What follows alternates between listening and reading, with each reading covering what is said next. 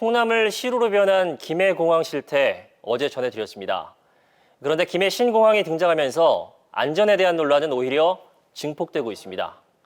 저희 KNN 취재팀이 처음으로 국토부에 항공안전 시뮬레이션을 입수했는데 이를 비행기 조종사를 비롯한 항공 관계자를 통해 검토해 보니 안전에 심각한 결함이 노출되고 있습니다.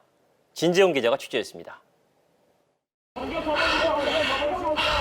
민항기가 추락한 사고 현장입니다. 현재 생존자는 현재까지 3명으로 나타났지만 몇 명이 더 생존해 있는지는 아직 알 수가 없습니다. 현재 119 구조대원들이 사고 현장으로 위험한 수색 작업을 벌이고 있으나 아직까지 생존자 추가 수색 작업에는 별다른 성과를 거두지 못하고 있는 실정입니다. 네, 18년 전인 지난 2002년 화면입니다. 비와 안개를 뚫고 김해 공항으로 착륙하려던 중국 민항기가 산과 충돌했습니다.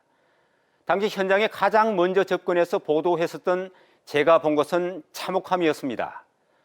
네, 동체는 폭발로 나뒹굴고 승객들의 신음소리가 산 정상을 뒤덮었습니다. 이 사고로 129명이 숨지고 37명이 부상을 입었습니다. 김해 공항 개항 이래 최악의 참사가 빚어진 것입니다.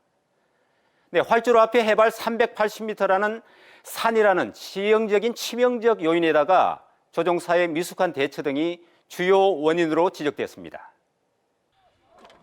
공항 활주로 이착륙 지점에 없어야 할 높은 산이 문제였습니다. 이후 김해 공항에 활주로를 하나 더 짓는 것으로 신공항안이 확정됐는데 문제는 11자형이 아니라 2개의 활주로가 마주하는 V자형입니다. 정말 괜찮을까요? 공항시설법에는 활주로를 중심으로 한 해당 표시 구역 안에는 장애물이 없어야 합니다. 절대 안전을 위해서입니다.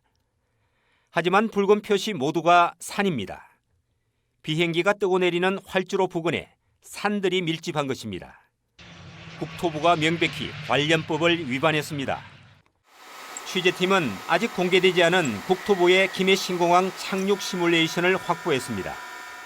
김해시에서 접근하는 비행기 앞으로 금엄산과 경운산 등 300m가 넘는 높은 산들이 보입니다. 이를 비행사와 항공 전문가에게 보이자 긴장되고 당혹스럽다는 반응이 나왔습니다. 특히 착륙을 앞두고 높은 산들을 통과하는 과정에서 레이더와 압력 센서 두 고도계가 갑자기 수치에 큰 차이를 보입니다. 이곳이 처음인 조종사는 순간 혼란이 불가피하고 난기류와 악천후까지 겹치면 사정은 심각해질 수 있다고 말합니다. 정확히 2002년 중국 민항기 참사를 연상시키는 대목입니다. 이런 악조건에서도 국토부는 조심해야 하지만 안전에 문제가 없다고 두 줄로 요약했습니다.